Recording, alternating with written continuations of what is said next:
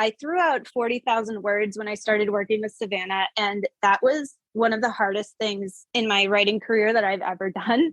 But it was also one of the best things I've ever done. So I've come across other writers who will post something and they'll say, I have written like 30,000 words, but I feel like I should throw it out, but I just can't do it. And I always want to comment and say, do it, throw it out. It'll be worth it. Welcome to the Fiction Writing Made Easy podcast. My name is Savannah Gilbo, and I'm here to help you write a story that works. I want to prove to you that writing a novel doesn't have to be overwhelming. So each week, I'll bring you a brand new episode with simple, actionable, and step-by-step strategies that you can implement in your writing right away. So whether you're brand new to writing or more of a seasoned author looking to improve your craft, this podcast is for you. So pick up a pen and let's get started. In today's episode, I have something really fun for you. I sat down for a conversation with one of the writers I work with. Her name is Stefanie Medrek, and she's going to share her incredibly inspiring journey of how she went from having an idea for a book to having 40,000 words of a messy first draft to editing that draft in just a handful of months and then landing an agent all within about a year. In our conversation, she shares some advice for writers who might be feeling a little bit unsure whether they really have what it takes to write a book. She also shares a funny story about how when we first met, I gave her some advice that was literally the last thing she wanted to hear, and how she felt a little bit of resistance following that advice. We're also going to get to hear some words of wisdom from Stefanie's dad. He won't be on the show, but Stefanie shares the wise words he told her when she was freaking out about whether she was ready to query or not. And you'll get to hear about how long each of the different parts of her writing journey took, because I know that's something that people are always interested in. Writers ask me all the time, how long does it take to produce a really effective outline? Or how long does it take to write a first draft? What does it look like when you get a literary agent? Things like that. So she's going to talk about what worked for her, some of the lessons she learned, some unique approaches to getting her daily word count in, and where she's headed now that she has a literary agent and now that she's working on book 2. So this is a jam-packed episode with my sweet, humble, and brilliant student, Stefanie, who I now get to call a friend, and I'm so excited to share her story with you. So let's go ahead and dive right in. Thanks for coming on the show, Stefanie. I'm so excited to have you here today. Thank you so much for having me. Yeah, and you have a really fun story, and I think it's an important story to tell because you're such a great example of what's possible for writers, and I know that this episode and your story is going to inspire so many people, so thank you again for being here. So let's start at the top. So tell people who you are, what you're about, what kind of books you write, things like that. Sure. My name is Stefanie Medrek. I write YA action adventure. I'm going to branch into fantasy in the future as well because I read a lot of fantasy.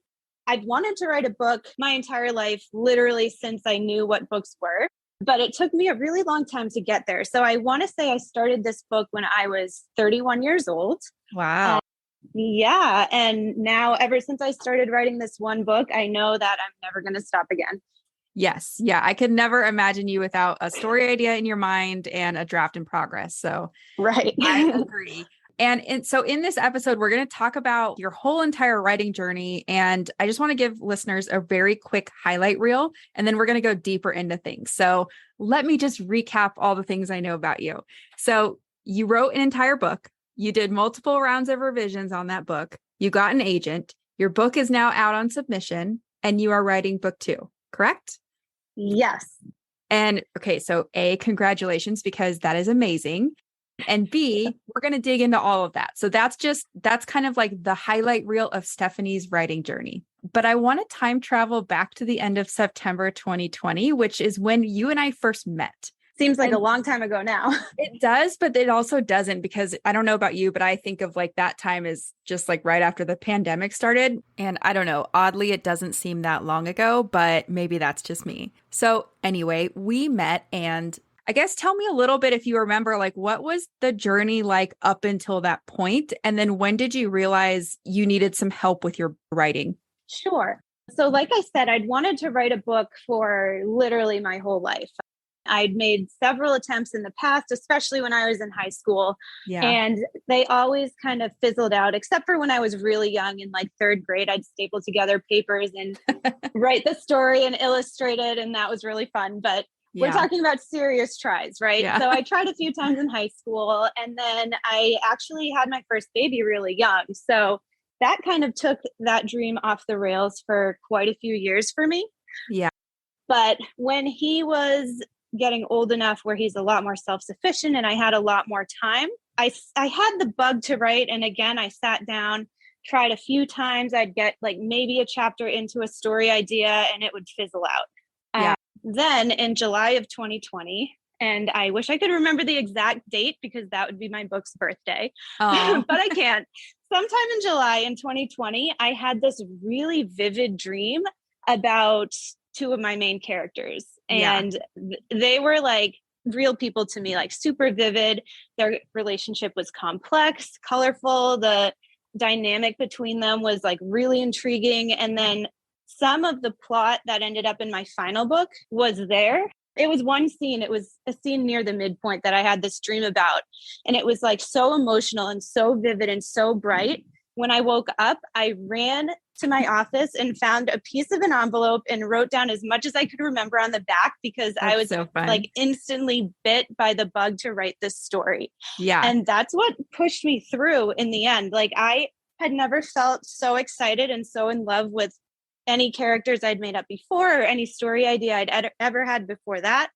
But I've never taken a creative writing course and I've never like really known how a story is supposed to be structured or how to go about writing a draft. So what I did was from that envelope of details, I just started like at the scene that I had the dream about, which I knew wasn't the beginning. So I didn't start on chapter 1. Right.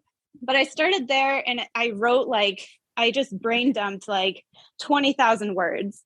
And then I was feeling like the story was like lost and meandering because I was just making it up as I went. I didn't plot at all. I didn't outline at all. Right. So then I went back to the beginning. I was like, maybe I need to start from chapter 1 and connect to where like I started this time. So I went back to chapter 1 and I connected it like another 20,000 words or so, connected it to where I had started originally. And then I just had this big mess. Right. Honestly, like it was really bad. And I knew it because I read a lot. I've always read a lot. I love books. But like, and I knew I loved my characters and I knew my story was a good idea. So that's when I started trying to seek out help because I wanted to do it justice and I wanted to do myself justice. And I knew that if I just kept trying to do it on my own, I wouldn't be able to do that. Yeah. And I think that's actually a common feeling and a common fear that a lot of writers have is like, what if I can't do this story justice?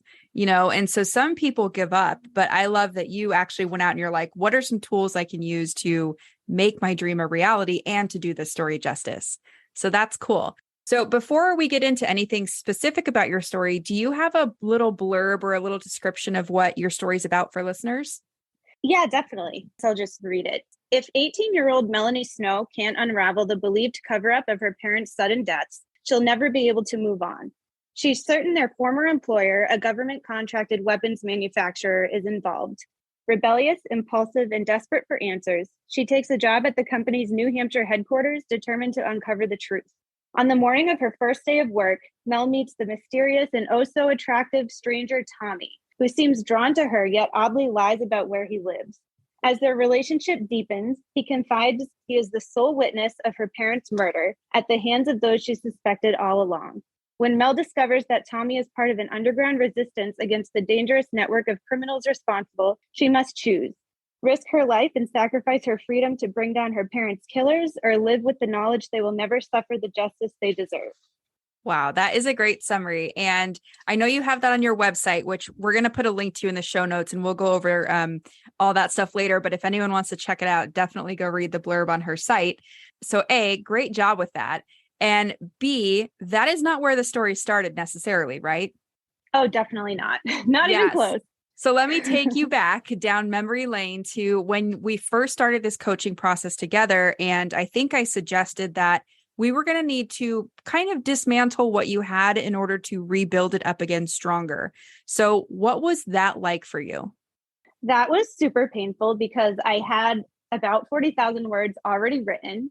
But I came into the coaching process kind of knowing that I was going to have to take it all throw it all away essentially and start over, because I had the idea that maybe, so Mel and Tommy originally both started out not in the resistance and like completely unaware of the criminal organization and all of that. And I was thinking in my head that it might be a lot stronger if Tommy was already in the resistance and Mel was not, and that would add some conflict. Not that I really thought of it in those terms back then.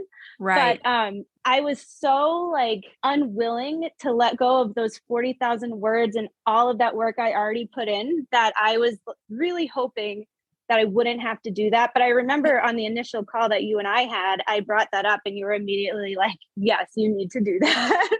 Right. And my 2 cents on that kind of stuff is always like, we want to try to keep as much of your original draft or your original ideas you have, but we also want to make it match this dream that you have for your story. Right. So, part of that is let's take the spirit of what you have and let's build that structure that I think you said earlier, you kind of knew you were lacking, right?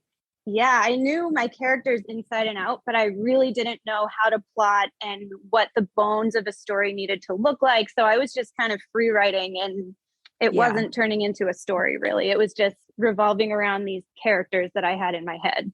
Right. And that is, I remember one of the things that was really strong, or two of the things actually, were your characters. They were nicely fleshed out. And then their relationship was pretty fleshed out as well. So we had to spend, if I'm remembering correctly, time thinking about the conflict and the plot and just the story that was going to really bring them together. So, and we did that, right? I mean, from that blurb, we can tell there is definitely a lot of conflict. It already sounds like such an amazing story. But when you think back to the beginning of the coaching period, was there anything you were worried about other than getting rid of those 40,000 words? Not exactly. I knew that I needed help and I knew that I needed education. So I kind of came into it wanting, first of all, to do my story and my characters justice, like I said before, but also I came into it thinking of it as an educational opportunity, kind of like how if someone might go to college and pay for a degree in creative writing, except this is a lot more applicable to my journey as a writer. Right. Yeah. And that's such a good mindset. So walk me through, like, when we worked on your draft, do you remember having like any big aha moments or anything where things clicked into place and you're like, I can see the light at the end of the tunnel and this might actually work? Have you been dreaming of writing a novel, but you don't know where to start? Or maybe you've tried writing, but you keep getting stuck halfway through a draft? If so, I have a free training you're going to love. It's called 3 Things You Need to Write Your Novel in 2025, and in this free 60-minute training, I'll share the exact same process my clients and students have used to go from idea to completed manuscript in just months, not years. You'll also learn why most writers never finish their drafts, and spoiler alert, it's not a lack of talent or good ideas, as well as how to overcome feelings of perfectionism, self-doubt, and overwhelm that stops many new writers in their tracks. You can register for this free training at savannahgilbo.com/masterclass. So one more time, that's savannahgilbo.com/masterclass to register for the free training. I hope to see you there. Yes. So when you taught me how to outline and the structure of a scene and the 5 commandments that go into a scene, that was a huge aha moment for me, because it's exactly what I was missing. It's exactly what I needed. And then the other really big aha moment was the chain of continuity. So one scene causing the next scene to happen, which when you think about it, it makes a lot of sense. And you'd think that as a writer, you would already know that that needs to be what happens, but having it laid out in front of you like that just makes such a huge difference in seeing what's going on and being intentional about it. Yeah. And I remember we spent a lot of time on your outline and really making sure that like each of those scenes kind of knocked into the other one like a row of dominoes. And I don't know if you felt this way, but a lot of writers I work with will get frustrated a little bit during that process, because it's like, you really want me to pressure test this chunk of my scene again? You really want me to like think through this cause and effect logic? But did you have any of that? Was it frustrating or? Not really. I was so excited, honestly, about knowing like what I was going to be doing. And I was super inspired at this point in my life, like writing finally after all these years. I had all this creative inspiration flowing. So I was just sitting down every opportunity I had, like writing as much as I possibly could and trying to get it all out. And it was really fun for me. Yeah. I know. I remember you were actually always like so lit up like a light bulb every time. You'd be like, here's some scenes. And then we'd talk about them. And it was always so much fun. But fast forward, I think like 5 or 6 months into, I want to say it was the end of February 2021, you had a finished draft, a new finished draft. Yes. So how did that feel? It was one of the most amazing feelings in my life. There was like the birth of my children and my marriage, and then there was finishing my draft. Right. And I remember we maybe took a little bit of time off because I always recommend taking a couple weeks away from it and then going back and reading through it just to see how it feels. But we kind of went right into a second draft after that, right? Yeah, I was still like super inspired and feeling super creative. So I was almost kind of afraid that if I took time off, I would lose that. Yeah. Which I'm sure I wouldn't have, but that was my fear. So even though you and others told me that I really should take some time off, I ended up not doing it. And who knows if it would have been better in the end. I mean, I don't think so because you are kind of a unique case where you were so motivated. I remember that about you. And I mean, you still are.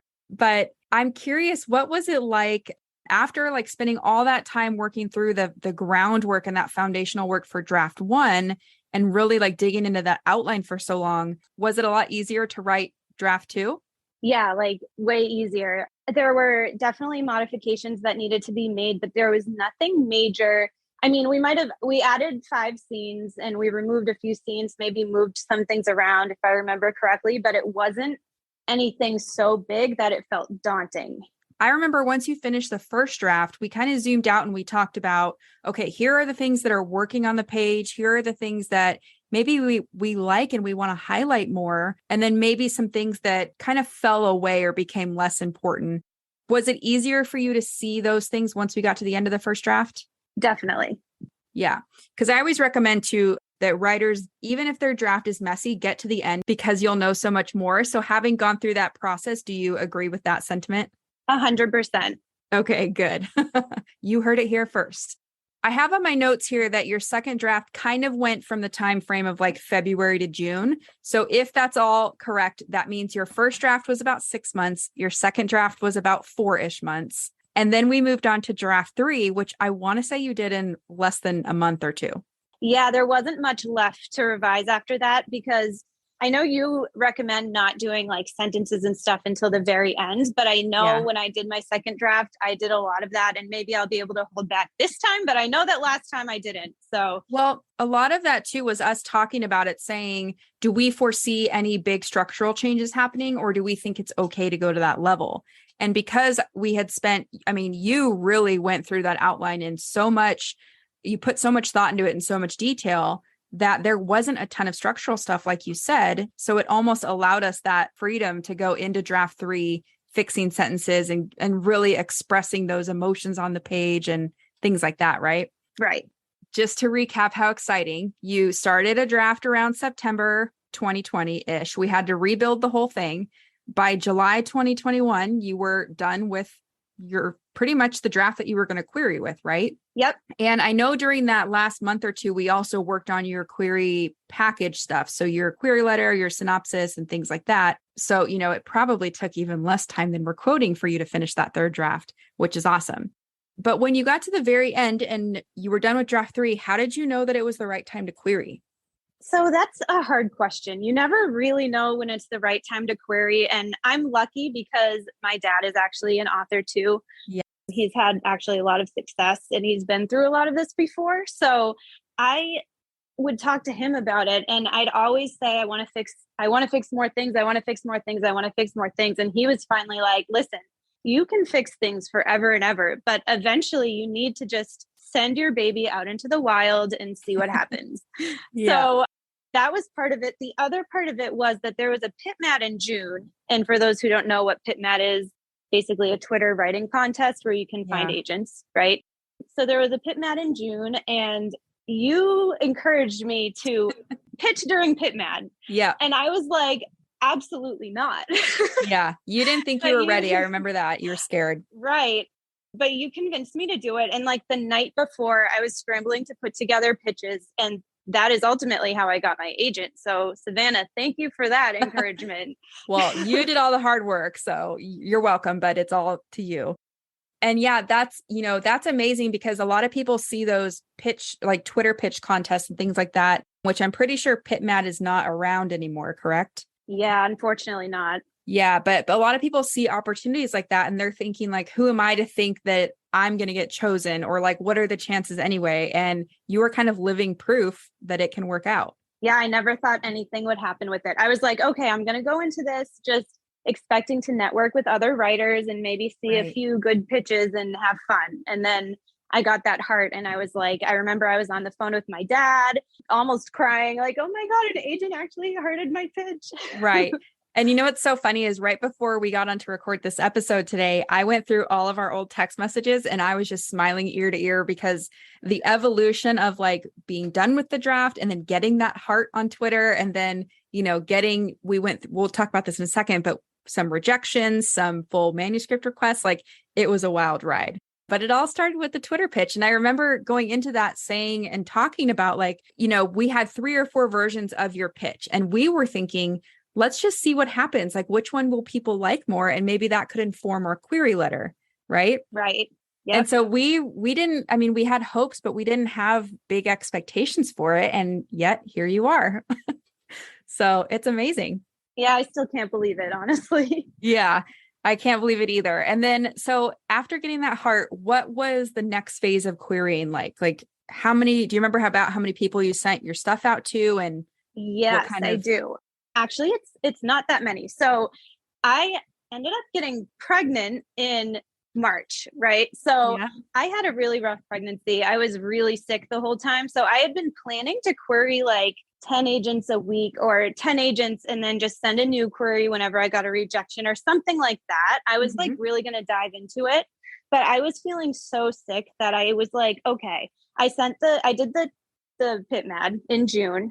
And we finished up with my draft and we worked on my query package. And then I queried agents, but I dove into it way less than I was planning. So in total, I ended up querying 13 agents. Wow. And out of those agents, I got a partial request from 1 and 2 full requests. Yeah. And the rest you got rejections from, right? Rejections, or I just never heard, which at this point would definitely be a rejection. Right. And so how did like each of those different things feel? Like when you got a rejection, how did that feel? And then when you got a request, do you remember what that felt like? Yes. So I guess I'll start with the PitMad request. So I got the heart from Cindy, my agent, who I have now, and she wanted just like a query with 10 pages. So it wasn't a full request or anything. So I sent that off and then we finished my query package. And it turns out, interestingly, I got a full request from Cindy like 2 days after I queried her in June. So I had sent off that full manuscript before I was even really done with the 3rd draft in the query package. Right. So I did that and then I kind of put it out of my mind. I tried to. It was hard. It was hard. Until I was actually querying. But when I got that full request from Cindy, I was literally crying in tears. I was so excited. It was the first query I've ever sent, ever. Yeah. And I got a full request in 2 days. So it was exciting, but I was also kind of afraid that it was giving me like false hope or false expectations. Yeah. That this was just the one agent who would actually want my full, and then I'd be excited to get more full requests and then maybe I wouldn't. So it was kind of like a dichotomy. It was interesting for sure. I remember you being like, is this real? Like, how does this even happen? You were so excited, but also so nervous and scared too. Yeah, it's really a feeling like no other. Yeah. And I also remember, before we get into the rejections, I remember because you were in the middle of being pregnant and like you said, you had a hard pregnancy. I remember a message you sent me where you're like, I've been blubbering to my husband for the last few days about how my book is trash and no one's going to like it, blah, blah, blah. And, so you fully had like the whole range of emotions throughout this whole thing. Yeah, I forgot about that. I literally... I don't know if it was before the full request or if it was before, this is later on, I guess, before like an hour before Cindy requested the call with me, I was literally telling my husband, I think I should give up. Yes. And it was because of the rejection. Yes. And okay. So one more time, an hour before you got a call from your now agent, you were having that whole like, who am I to write a book? Everything sucks. This is terrible. And then 100%. Which cracks me up. Cause I mean, yes, you were pregnant, so that's going to factor into it, but all writers go through something like this, pregnant or not. You know, when we're drafting, we think sometimes our story is great, then we think it's terrible. When we're querying, we sometimes think like, oh, there's a chance. And then we go into, I'm a failure and I should just give up. So it's amazing. It's really easy to slip into that kind of mindset, unfortunately.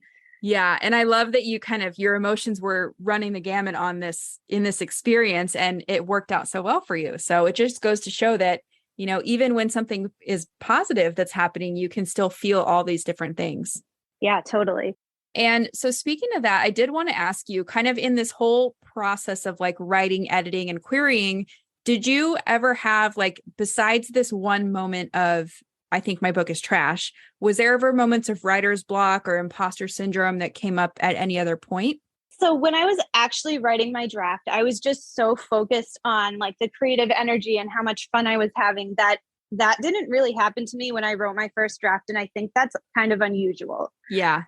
But it certainly happened to me when I was revising, when I was querying, when I was revising again with my agent, and now on submission, like 100%. Yeah. It's like, it's very up and down. Right. And, you know, sure. I think part of the reason why you might not have had those typical feelings of writer's block or, you know, doubt was because you had spent so much time nailing your outline. I think without that, you may have had some things crop up. What do you think? Yeah, for sure. Yeah. And I don't have the exact timeline it took to do your outline, but do you remember like how many weeks we went back and forth on that thing? Like, it was a while. Maybe 6. Yeah, it was a while of just like working on your outline. It was, I mean, I'm sure you can tell us it was a lot of effort, right? Yeah, I think my outline ended up being somewhere around like 30,000 words. Yeah. If that gives anyone an idea. It was almost like a draft zero, which is something that I try to have writers think about an outline like. So it's not something that has to be super rigid. It's more like you're vomiting your first draft onto the page, and then we kind of shape it as we go. What do you think about that? Yeah, I think that's pretty accurate. That's pretty much what happened. Okay, so fast forward to for December, you got the email that your agent, Cindy, wanted to represent you, right? Correct. And then, like, what did that feel like? How was it when you sat down to sign that contract? I know you have the cutest picture on your Instagram of you signing the contract. So everyone have to go look at that. But what was all that like? It was just the most amazing feeling ever. So I had gone through the query trenches, and while I was pregnant, so I was extra emotional too, and gotten all these rejections, and they were always nice, but they were form rejections. So didn't really mean that much. Right. Yeah. And then I get the email. It was an email at first, the email from Cindy that she wanted to set up a call. And it was just like, my heart like went up into my windpipe and blocked it, and I couldn't breathe. And I was like hyperventilating. I'm like yelling for my husband, telling him to read the email, like, look at this. Could this be like the call? And I think I called you, and I called my dad, and I called everyone, and I was asking them, could this actually be it? Because I almost didn't want to believe it in case it wasn't. Right. And it's so funny because I remember when you called me, normally we text back and forth if we don't have like scheduled calls with each other. And I remember you called me, and I'm thinking, oh my gosh, what's wrong? Like, why is she calling me? Because it was evening my time, which meant it's later for you. And then you were so cute and so excited on the phone that I almost cried because I was so happy for you. But yeah, so what a 2021 you had, right? You wrote a book, you revised the book, you had a baby, you got an agent. I mean, that's like a dream year. Yeah, it was like the most amazing year anyone ever, anywhere has probably ever had. Yeah, it's so cool. And so then after that, like fast forward, you had your baby in December of, you know, right around the time you're getting your contract and signing with an agent. So not only a big 2021, a big December in 2021. Yeah. And then what was it like after that? Did you get edits from your agent? Yes. So I signed with Cindy in early December, and then she put me in an editing queue. So like she was working with her other clients at that time, and she couldn't start on my book immediately, but it wasn't that long that I had to wait. And then we dove into edits back and forth, kind of similar to how like if someone's working with you, how it would work. Like we would look at a section, she'd give me her comments, I'd make the edits, she'd give me her comments, that kind of thing. Were there any big changes that she recommended, or was everything kind of minor? It was all kind of minor. And how did that feel? It was like really satisfying because I expected, if I had an agent, that I was afraid of it because I loved my story so much and I didn't want the bones to change really. But I knew from our call that she wasn't anticipating any major revisions, but I was still kind of nervous. Like, what is she exactly going to want me to change? Like, what is she going to think doesn't measure up? But it really wasn't anything big, maybe like some word choice here or there, or maybe a few moments where she thought I could maybe amp things up, or if something didn't quite make sense to her, but there really wasn't much at all. Right. And that's amazing because I know a lot of writers, they're worried about that. So they're worried about that working with an editor. They're worried about that when they get an agent or a publisher. And, you know, I think it goes to show how much hard work you did on your book that come, you know, querying and submission time, there wasn't a whole lot of work to be done. So that's pretty dang cool. Yeah, it was awesome. Yeah. And then can you tell everyone the title of your first book or the working title? If I'm sure it could possibly change, right? If a publisher gets it. Yep. I will change it if a publisher wants me to, but I'm kind of hoping not because I titled the whole trilogy with meaning.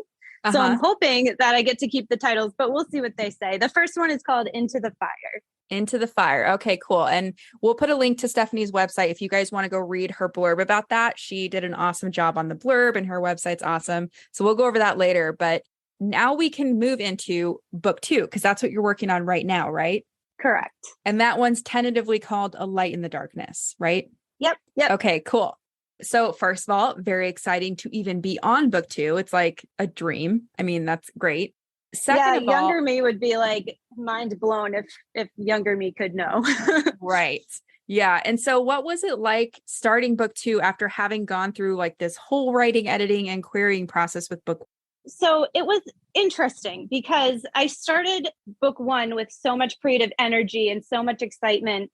And I was waking up at 4 a.m. to write, and I was writing for hours and hours every week. And like, that was amazing. But then I had this baby, right? So, so I was planning to use my maternity leave to really outline and nail down book 2, because I wanted to do it right when I ended book 1, but I had been so sick that I was like, okay, I'm going to do it after the baby comes, and I'm going to give myself grace during this time.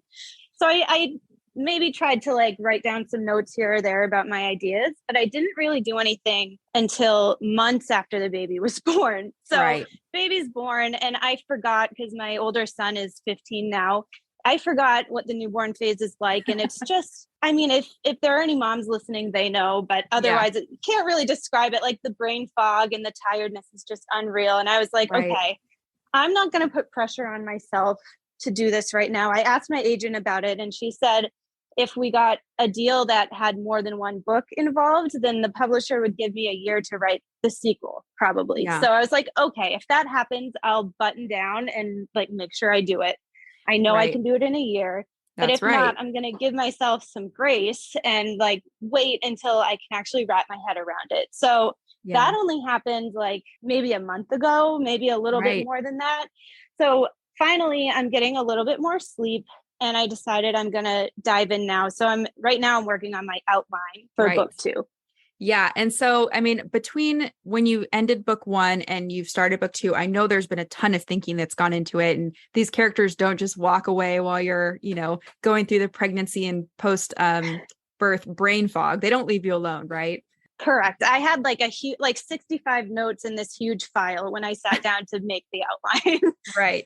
Yeah. So you've been thinking about it. You've been letting it marinate. And I'm curious, did you have those same kind of like fears, or that maybe a little bit of overwhelm, like that could have been around before book 1 coming into book 2? Yeah. Everything that I got to skip out on regarding negative emotions for book 1 has come tenfold for book 2, because now I have this success story with book 1, and I mean, I'm on submission. We'll see if I get a publisher or not. But this so far success story with book 1, I absolutely love the manuscript, how it turned out. And now I'm going to do it again.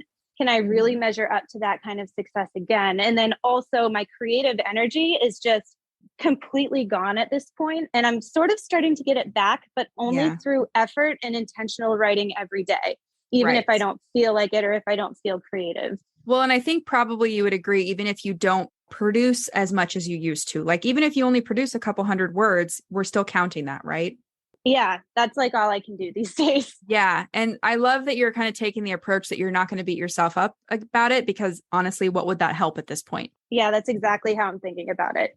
Yeah. And it's so funny because I have a lot of writers always ask me, or they'll say something like, oh, it's so nice for this person because they're on book 2. It must be way easier.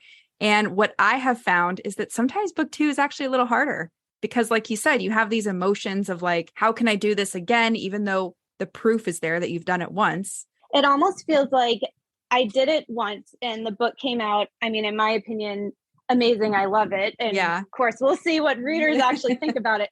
But I love book 1. And I almost feel like it came out so great and everything wove together so well that I feel like I can't do that again, even though I know that's not true. Yeah. And, there's this quote I like, or this little saying that's new level, new devil. So it's like you've reached a new level in your writing and now you're facing a new devil, and when you write book 3, there's probably going to be another one. But I think what's important is you're not quitting. You're going to push through it just like you pushed through book 1.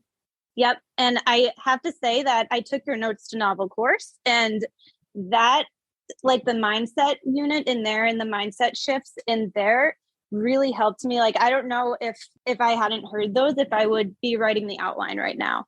Yeah. And what's like one that stood out for you?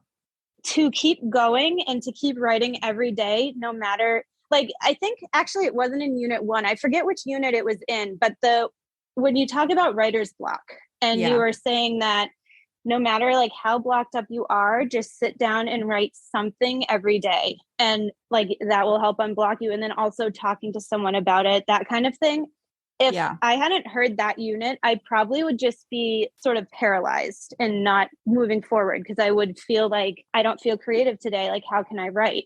But because of that unit, I've been sitting down to write anyways. And it's really helped me get through that blocked up time and figure out what I'm going to do next. That's awesome. I love hearing that. And just for people who aren't familiar with what's exactly in the module she's talking about, I say in there something like, even if you don't write a full scene, you can probably write a little bit of dialogue, or maybe you can have a conversation with your antagonist through a journal entry, or, some days, even if we don't feel creative enough to write a scene, maybe we can, format something, or just something where you're touching your book and you're making some kind of progress. So it's good to know that that's helped you. And I love being able to remind listeners of some of these mindset things. So I have another question for you about notes to novel, if you don't mind, Stefanie. You've done coaching, one-on-one coaching with me, and you've been through the notes to novel course. And a lot of writers will ask me, well, should I do one or over the other? Or is coaching better than notes to novel, or vice versa? Do you have any opinions on that? Yeah, definitely. So I think what I will say is that I worked on an entire manuscript with you before I ever took notes to novel. Mm-hmm. So by the time I took notes to novel, a lot of it was almost like a refresher because I had gone through the whole thing. I was going to dive into book 2, and it was the perfect time for me to have a refresher of all of like almost the basics of what I needed to do to get through another draft. Yeah. But if I had never worked with you before, I think that Notes to Novel would have been a really thorough and well-rounded lesson or like education on what I would need to do to get to the end of that first draft, and then moving forward, what to do next. I think that if someone either doesn't want to or maybe can't afford one-on-one book coaching, Notes to Novel will definitely be enough for them. However, it is really, really nice to be able to have those phone calls with you and have the notes directed specifically at like your work and the words that you wrote. So I'd say if someone can do both, that would be the ultimate like amazing package to do. And I would highly recommend it. If you can do the book coaching, it's well worth it. But Notes to Novel is also like amazing. I love hearing that. And that's so cool that you said it's kind of the similar groundwork you would need to finish a draft, because that was my vision creating it. So I love that it's like coming across to you that way. So I have one final question for you, Stefanie. What would you say to someone who's feeling stuck or feeling overwhelmed or afraid and wants to get help, but they're just kind of scared to take that next step? I would say a few things. I would say, make sure that you're writing every day. I would say don't give up just because the negative emotions are getting you right now, because that is how you never achieve your dream. Like you have to keep going even when it's really hard, or you'll never get there. And then I would also say that seek out help. Like do the Notes to Novel course, do book coaching with Savannah or whoever you think is best for your novel. Get that help because you deserve it and your story deserves it. Yeah. And it's just amazing when you actually produce something that's like readable and cohesive and has depth. I think that's something writers don't sit in long enough, is like that feeling when you read your draft, whether it's the end of a first draft or a second or third, and you're like, oh my gosh, I wrote this and it makes sense, you know? Yeah, that's really fun when you get to a point where you can say that. Yeah. And so I know we're going to get there soon for book 2, but any final like thoughts or words of wisdom or anything that you would want to share with other writers? Okay, the biggest thing I want to say here is, like we talked about, I threw out 40,000 words when I started working with Savannah, and that was one of the hardest things in my writing career that I've ever done. But Yeah. It was also one of the best things I've ever done. So I've come across other writers, maybe in like writing groups or whatever, who will post something and they'll say, I have written like 30,000 words, but I feel like I should throw it out, but I just can't do it. And I always want to comment and say, do it, throw it out. It'll be worth it. Right. Yeah. It's so scary because we pour our hearts and souls into whatever that word count is. For you, it was 40,000. And it took a while, right? It took a lot of effort and it's hard to throw it out. But I mean, look what happened when you did, and you built it back up from the ground. And honestly, knowing what you had before and what you've ended up with, the spirit of your story is still there. Yeah. Mel and Tommy are the same people that they were when I was writing that draft that didn't work at all.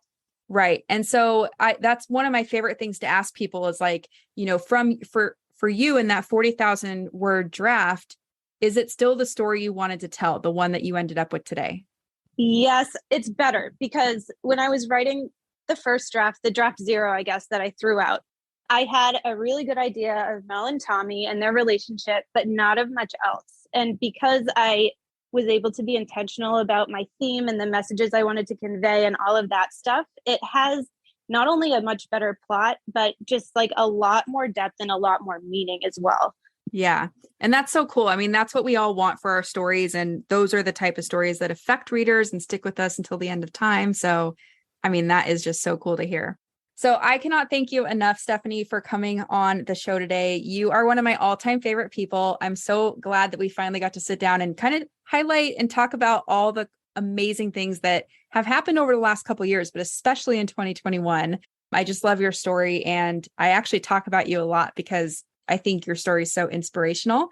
And I know that I got to be a part of it and I was in the weeds with you. But like I said, talking about it today gives me such joy. And it's so cool to see how far you've come in the last couple of years. It's really incredible. So people are absolutely going to want to check you out and see what you're all about. So where can they go to learn more and find out about you? Yeah, sure. So I have social media channels, which they can find me on through my website. And I also have a newsletter on my website, which I would love if anyone's interested in signing up for it. They can get updates on the rest of my journey. Hopefully I'll get accepted by a publisher. And then when I have a release date and all of that. So my website is medrekwrites.com, medrekwrites.com. Cool. And I'll put all that information in the show notes just so people can access it easier. But again, thank you so much for spending your time with me. And I really can't wait to see what the next steps bring. So good luck with everything. And I can't wait to have you back to celebrate your next big milestone. Thank you so much for having me. This was a really fun experience. So I hope my conversation with Stefanie has inspired you to keep going, to keep making progress towards your big, beautiful writing goals. That was my favorite takeaway from this discussion with Stefanie, that she didn't give up and that she took her dreams so seriously that she got the help she needed to make it happen. Honestly, I just think her story is so cool and she's so inspiring. Now, if you're listening to this episode right when it releases, you can still enroll in my Notes to Novel course, but the doors will be closing soon for the rest of 2022. The program is going to get a makeover during the holiday season, and then it will relaunch in early January. So if you've ever been in a similar situation to Stefanie, where you have some pages written, but the story is kind of meandering and going nowhere, or if you aren't sure where or how to get started, or if you're feeling stuck, then I would love to have you in the program. You can sign up right now at savannahgilbo.com/yes. But remember, doors are going to close very soon for the rest of 2022. So if you've been on the fence and if you don't want to wait until January to get started, now's your chance. Go to savannahgilbo.com/yes to enroll and to get started today. If you have questions, you can email us at hello@savannahgilbo.com, and either myself or a member of my team will get back to you as soon as possible. So that's it for today's show. As always, I want to thank you so much for tuning in and showing your support. If you want to check out any of the links I mentioned in this episode, you can find them over at savannahgilbo.com/podcast. And if you haven't done so already, make sure you subscribe to the show because there's going to be another brand new episode coming out next week. If you're an Apple user, I'd really appreciate it if you took a few seconds to leave a quick rating and review. Your ratings and reviews tell iTunes that this is a podcast that's worth listening to. And in turn, that helps this show get in front of more fiction writers just like you. So that's it for today's show. I'll be back next week with a brand new episode. Until then, happy writing.